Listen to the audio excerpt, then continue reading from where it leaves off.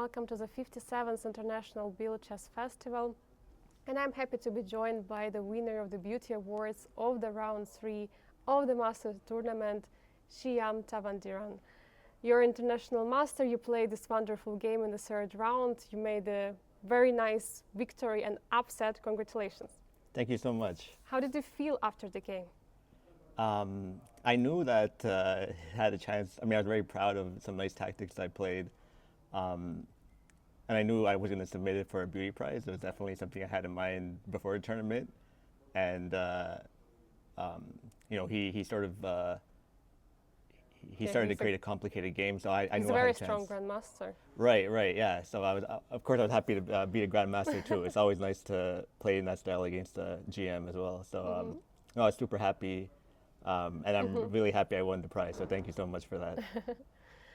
So let's dive into the game instantly. Sure. Maybe you could show us how far was your preparation, or maybe some highlights from the game before the action was started there. Sure, sounds good. Yeah, I'll go through the opening. So actually, I saw that he's a chess coach. I saw he was coaching the Italian team at the World Junior Chess Championship. And I found that coaches usually are able to play a lot of openings, so I didn't spend too much time preparing, and I'm glad I didn't because I would not have predicted what he played. He played a Sicilian with e6, so really I played a pet line that's not too much theory, that just gets the game. And the preparation wasn't such a huge factor here, but I do have experience in this line. D6, D4. Okay, maybe I'll say a fun fact. I beat Abhimanyu Mishra in this line many years ago in 2019. Wow. He wasn't a GM yet, but I played this line against him and I won.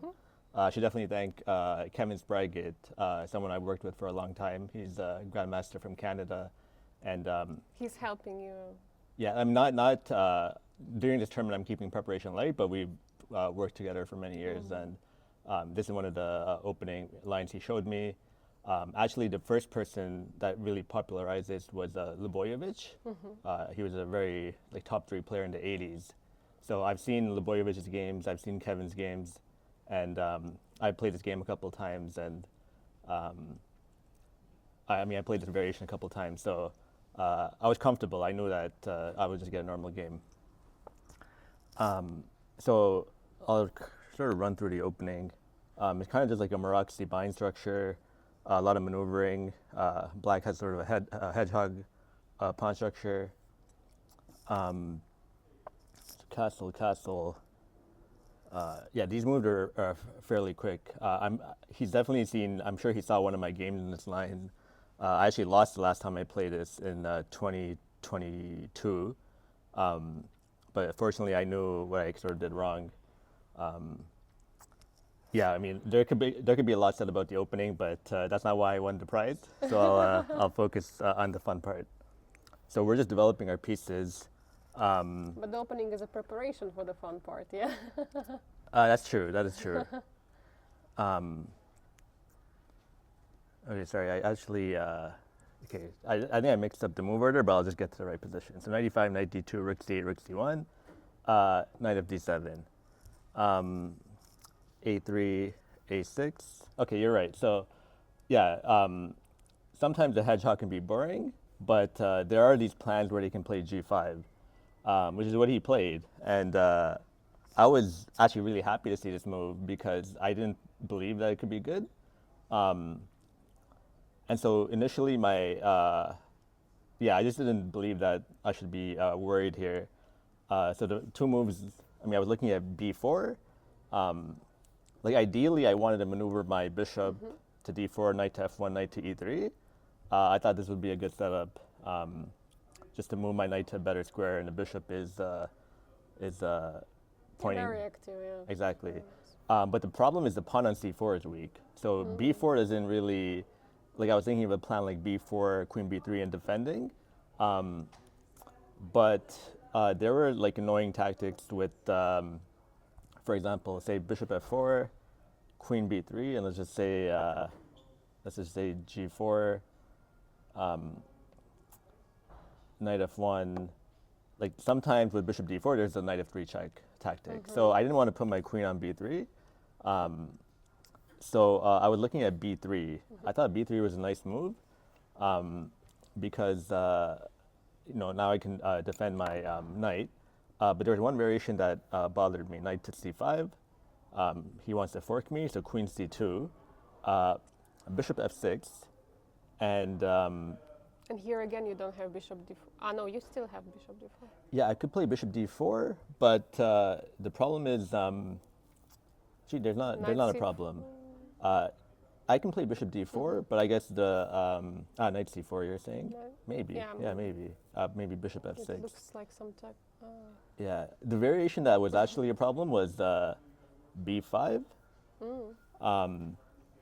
and I wanted to show this line because so the problem is if I take, he takes, and there's a pin. Yeah. So you I cannot- saw this, and I saw that I can play b4, knight d7, but the problem is they have this rook c3 now. Ooh, and then knight f3. Yeah. Very nasty. Yeah, but the interesting thing is I think the computer Knight f3 is not a. the computer actually likes this for white. So in some sense, this would have been a brilliancy attempt as well, because I sacrificed the queen. I'm not sure if it's this exact variation, but essentially white can sacrifice the queen, and the computer actually likes white. But I didn't see. I just assumed that taking the queen is not good for me. So I'm saying all this because I'm spending 30 minutes at this point, because I'm trying to decide between b3, b4. I haven't seen the move I played in the game yet. And I just didn't like this because I felt I was very passive. I felt that he was getting all the fun. And And then you found that you have another option, yes? yeah, I saw I had another option. Because it was such a provocative move that I wanted to somehow. You wanted to make it work. Yeah, I wanted to take advantage of his aggression. Just punish it. Exactly. So I played this interesting move, rook f1. I know, it's a nice move because it doesn't yet reveal what I want to do. So he probably thought he was still going to attack. And then here's sort of the start. I started with rook f1, and I played h4. So sacrificing a pawn, because if I play f4 immediately, he just takes, and now the knight is very solid, and black is doing great. But I wanted to kick the knight from e5, so I sacrificed the pawn, and I played f4. So I was actually really proud of this idea, rook f1, h4, f4.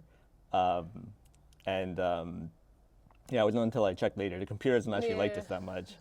But it is very beautiful, like to human eye, like it's very, very nice idea. Thanks. And I think he it was a creative idea. I don't think we either one saw like a clear way for black to take advantage. So after f4, he played knight g6, and now that was also part of the idea, is get the knight behind the pawn.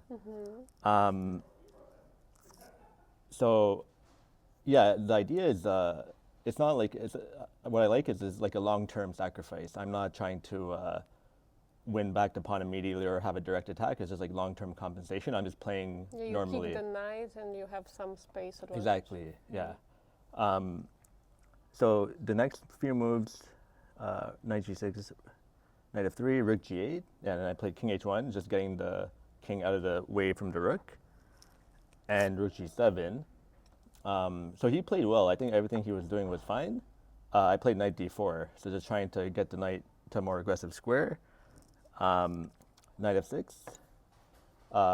Just attacking my weak pawn. There are a lot of different things I can try. F5 is possible here, but I guess there were some nasty counterattacks like h3, and the bishop gets opened up. So I didn't want to risk that immediately, so I played bishop d3. And I should say that I think at this point we're probably both getting pretty low on time because the position is extremely complex, and we're only on move 20. There's 17 more moves to be made, or 18 more moves for time control.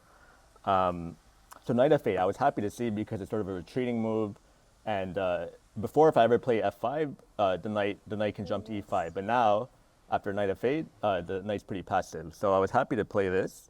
But I think he can still play e5, and my knight has to retreat. and the game continues. But he played knight g4. It was a pretty natural move. I was obviously, it was a move I had checked, so I retreated back to g1. And here I was really hoping that he played the move that he played, because then I was able to play a very pretty move. So he played e5, so his assumption was that my knight would have to retreat. But yeah, I had seen that if he does this, I have a second pawn sacrifice where, I can trade material for activity, which is what I did. I played f6, which, I think probably. Very beautiful. Thank you. Yeah, Thank like, you. I don't know what says engine, but looks like brilliant. Oh, what I love is the engine says it's the best move. Engine says best. Yeah. move. If I do anything else, I'm worse. But this actually now, the engine prefers white now after this. So, and I was confident. I actually spent like no time on this move because. You were ready. You were. Yeah, I was ready. I didn't like need to. pre-move. Exactly. E5, No, F6. exactly. I just knew that this should be good for me. And here I was confident. I felt like I was actually I was pretty sure I would win. One thing I should also mention is a lot of this is psychology, because when an opponent plays g5, it's clear that he's an aggressive player. So when you sort of attack an aggressive player, it's not so comfortable for them. So I just felt like, he didn't like his position. As soon as I played h4, I can tell that he wanted the initiative. So I'm also pretty proud of the fact that, I fought for the initiative when I could have maybe played some more boring defensive You chess. could have just played solid and defend, Yeah. and instead you just went for counterattack. yeah, exactly. Thank you. So after f6, bishop f6, knight f5. Maybe the computer likes knight f6 better, but I think practically it's just very hard for black to play his position, rook g6. And now there was some nice calculation, bishop e2. So it's like a double attack on the knight, as well as the pawn on d6. So yeah, if you play something like h5, then I'm just taking d6, and then this bishop is under attack, so it's just not what he wants. And so he played bishop g5, which I seen that was his idea, but I saw that this doesn't work because of just the simple bishop g4, bishop c1. So now his idea is if I take, he takes the bishop. But I had seen like further, and the point is if he takes, I have a nice knight fork. So I attack the rook, and then I'm attacking the pawn on f7. So rook g7, I can just take it anyway because my rook defends the knight. So yeah, he did not. I guess he just didn't. He had forgot that I could take on c1. Here I'm just completely. I'm just doing very well. He played h3. Which is not good. The computer actually says he should go for this anyway. I think there was a way to sacrifice something here. Some rook g2 or? It was h3. Yeah, it was actually he could sacrifice the queen. Yeah, apparently this is good for, this is like I think white is still better, but it gets very messy, exactly. So he had to like a dynamic position, like time is so important. So you can't you have to give away material and just fight for the initiative. But h3 was not the right move. I took rook takes c4, and I like this move as well. Like I think this was a good technique, just to because there were some moves where I could try to play knight h6. I could try to get more material, but this was just a very solid move. Queen e3, just protecting everything. Sorry, this rook is here. It was just a solid move, protecting everything. And then he played so queen e3, knight e6. I played knight h6, and then queen h4. So this was actually surprising. So as I said, he's a very aggressive player, so even still he's playing for an attack. The point is if I try to just take the material... the knight is getting trapped? Or? I thought he had something like rook g3. He had some stuff like this that... Some counterattack. And it's probably not good. But annoying, yeah? Yeah, annoying, and in time pressure, I didn't want to take any risks. So I had to spend some time here figuring out figuring out how to King was on play the H8, position. yeah? On this position. Okay. Sorry, yeah, queen was here. So you picked up a pawn? Yeah, so I did take, and then here I played, instead of taking another pawn, I wanted to stop this idea of rook g3. So I played bishop f2 first. So he doesn't have rook g3, but then, so here I thought it was over. I thought he was going to go back, and then I can do pretty much anything. But he still played here. And I realized now his idea was he wanted to play knight f4. And if I take, I think he may have some stuff like rook g2. Wow. And, okay, yeah, it probably shouldn't be good, but it's hard to say. Like, it's, yeah, like a sample line would be maybe take, and maybe knight h3. And it's like, the game continues. So, yeah, I liked how he's resourceful. He was trying to find still some chances in a lost position. So queen here, queen h5. Rook on f1. Yeah, rook on f1. Knight's on f7. Pawn on d6. Yes, thank you. Thank you. Okay, knight's like this. Okay, great, thanks. Yeah, and then here I think this was maybe the prettiest move of the game, I thought, because yeah, Even maybe after f6, yeah? yeah, f6 was very f6 was really nice as well. F6 was like objectively really good, but this was I think a surprising move because maybe a calm move. I can try to play bishop g3 just to stop knight f4, and it's like why I like it is because black is attacking. You wouldn't think I would play a move like g4, the pawn in front of my king. But it's actually really beautiful because the queen is now trapped. Like the queen can't move anywhere, so he's forced to take the pawn, and now knight h6 check, which is what happened in the game. Yeah, some pretty tactics, and then the rest is just sort of yeah, quick technique, and yeah, maybe I'll just quickly run through the moves. Bishop c8, rook g1. He's down 2 pieces, but this sort of got him back 1 piece. But yeah, 1 piece is still enough to win the game. Yeah, of course. Yeah, he played king g7, king g3, bishop g4. Now, important move. It's important to have good technique, not give your opponent any chances. Just cut the king off with rook f1, rook c8. So his idea is rook b8. Rook f2 is just defending the pawn. So now I have bishop c7. So after rook f2, he played bishop e6. Now bringing the king in is always important in the endgame. Bishop f7, attacking the weak pawn. Rook c6, now bishop a5, more attacks on the pawn. Bringing the king in closer, and then finally bringing the final piece in, and here he resigned. So yeah, I was super happy to win this game. Shiyam, is it the first time you're participating at the Bill Chess Festival, or have you played before here? Yeah, it's my first time in Biel, first time visiting Switzerland. First time visiting Switzerland? Yeah, yeah. So it's your first experience in Switzerland here in Biel? Yeah, yeah. I guess just yeah, living in Canada, it's always not so easy to come to Europe. But yeah, I'm really happy here. It's a wonderful tournament. Are you having some tournament after Biel, or you just came specifically to participate in this event?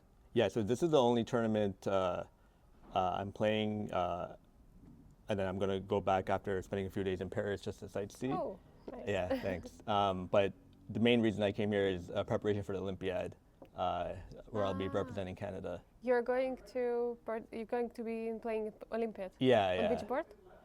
That's not decided. I think the captain can pretty much decide the night before the Olympiad starts. So I don't know which board yet, but how I made the This team. is cool. Yeah, because I won the Canadian Championship.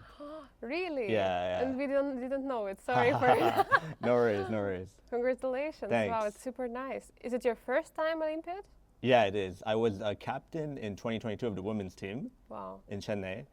So that was my first time at the Olympiad, and I loved it. And I'm glad I went as a captain the first time because I saw, how serious it is. So I'm more prepared of what to expect when I go as a player. But yeah, I came here because a similar format to the Olympiad with 1 round a day. You need practice Exactly. also before. Exactly. So yeah, I'm so far enjoying it for sure. Thank you so much for sharing the game, sharing your emotions about the Biel. Yourself, are you playing chess? Are you playing more tournaments this year? I mean, till the Olympiad, or which plans do you have? Sure. Yeah, so I'm not actually, I should mention, I'm not a professional chess player. I have a job. I work in AI. Wow. So that's in Canada, in Toronto. Um, but yeah, I would love to play more tournaments, but I just got to balance both my job as well as my passion for chess. So this is my the only tournament I'm planning to play before the Olympiad, but I think it's still good because I'm gonna have 10 really interesting games to analyze, work on things to improve, and the Olympiad's gonna come really fast. It's gonna be in 1 month after this, so it's also important to rest and get some energy. Thank you so much, Shiyam. Wish you best of luck for the rest of the tournament and maybe see you for another Beauty Award prize. I'll try my best. Thank you so much. Thank you.